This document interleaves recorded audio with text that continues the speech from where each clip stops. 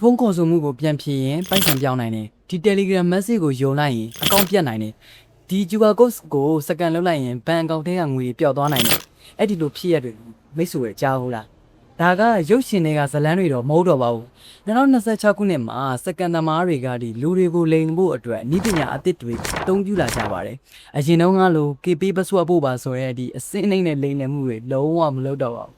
ဒီယနေ့ခေတ်ဒီစကန်တွေကဒီ AI တွေကိုသုံးတယ် point ကလုံးကြီးတွေအတန်တုတွေကိုသုံးတယ် website အတုတွေကိုသုံးတယ် social engineering နည်းလမ်းတွေကိုအသုံးပြုပြီးတော့လူတွေကိုအဓိကလှည့်စားနေကြတာပဲဖြစ်ပါတယ်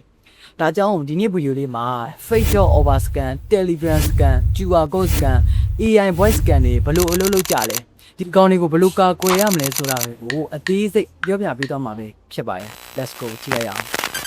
စကန်ဆိုတာကဘာကြောင့်အနေရပို့ပြီးတော့ရှိလာတာလဲ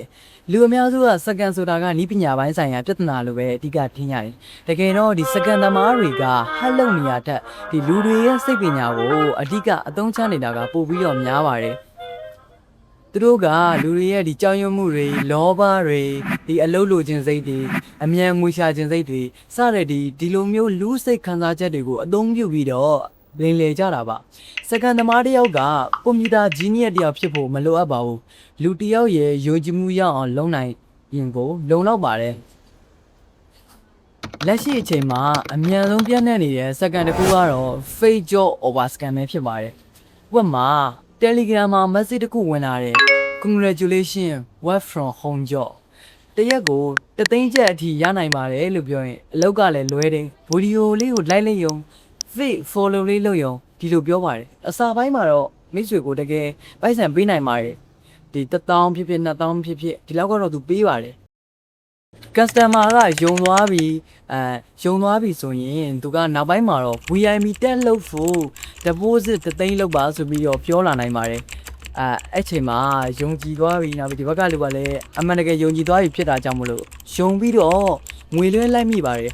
ပြီးတော့သူ့ရဲ့အကောင့်ကအပျောက်သွားလေရောဖိုက်ဆန်ကလည်းလုံးဝပြန်မရတော့ပါဘူး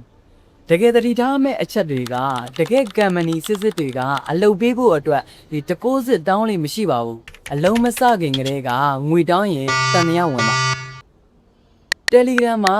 လူအများဆုံးမိနေတဲ့စကန်တစ်ခုကတော့ fake premium giveaway ပဲဖြစ်ပါတယ် Telegram premium free တို့ Kakak Pro Lifetime တို့ Netflix premium free ဆိုတဲ့ဒီလို link တွေ link ကိုနှိပ်လိုက်တယ်ဆိုရင် Telegram login ကိုဝင်ခိုင်းပါတယ်အလူတွေက